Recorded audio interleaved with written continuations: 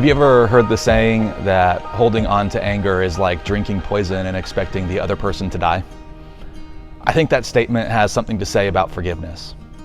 Unforgiveness tends to result in bitterness and anger and resentment, which these same things also often result in things like increased stress and blood pressure and anxiety.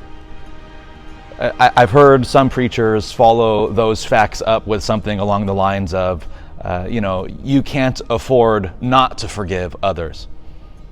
Well, without compromising the reality of the hurts and disappointments we've experienced, I think we can acknowledge that choosing anger and bitterness over forgiveness probably won't help us. And it certainly won't hurt those we're angry toward. Well, if you were with us on Sunday, you heard me talk about forgiveness. And there are three things I really hope you took away from the sermon. First, I hope you understood what forgiveness is not. Forgiving someone who hurt you does not mean pretending that they never hurt you.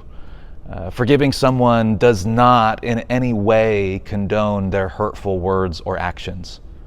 And I hope you understood also what forgiveness is. Forgiveness is a process. It's not always a one-time event. Sometimes it's quick and easy. Sometimes it is slow and painful. And third, I hope you have been able to take some practical steps in your life toward forgiveness. I gave you 3 steps on Sunday. I said you can identify and name the hurt or the offense that needs to be forgiven. I invited you to pray honestly for a desire to forgive that person. And I invited you to keep on forgiving because it's a process and it takes more than one attempt before that forgiveness really sets into our heart. Well, I want to take a few minutes now and talk to you about that first one, that first practical step, identifying and naming the hurt and offense that needs to be forgiven. You ever go hiking or camping, or you spend some time out in nature? Well, if you do, you learn over time that while in nature, naming can be very helpful. Knowing which bugs or creatures will hurt you is helpful. Knowing which plants are poisonous is helpful. Knowing which berries and plants are edible is helpful. So we name things, right? We say, stay away from scorpions. Stay away from poison ivy. We name these things to give us these benchmarks of knowing what's good and what is not. Well, in the same way, naming can be helpful in our personal and spiritual lives. Naming is a form of truth-telling, and healing and forgiveness is not possible outside of the truth. As we name these things that need forgiveness, not only do we gain clarity surrounding the hurts in our lives, but we learn about ourselves too. We learn about our desires and our ambitions. We learn about our hunger for justice and our capacity to love God and love others and love ourselves. And as we name the hurts, we create space to ask the questions, God, where were you in that pain? God, why did you allow that to happen? And maybe as we begin to ask those questions, we might see the answers, that God was there all along. Or perhaps maybe you're still in the middle of it and you can't see God quite yet. And that's okay. Wherever you are in relation to the hurt, naming and identifying the reality of that offense is the beginning of a challenging but meaningful journey that leads us to healing and forgiveness. Sometimes we think forgiveness and healing is achieved simply by distance. The more separation we get from the one who hurt us will somehow remedy the pain. Well, instead, distance only helps us forget the pain, which is nice. I'll admit, it's nice. Until, of course, that pain resurfaces.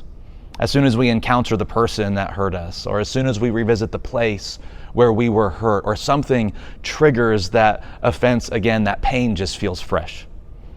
Well, distance doesn't result in healing. It just makes it so we can't distinguish the good from the bad in our personal stories. Though forgiveness is a long and winding road, identifying and naming the reality of our hurt sets us along that journey. Being honest about who and what needs to be forgiven helps make sure you go on the right path toward forgiveness. I also want to say that all of this I'm saying, the identifying and the naming, is not just something that's good for you, but it is a work that God desires for us to do. And it's a work that I believe God helps us to do. Sometimes in the Bible, God gives people new names.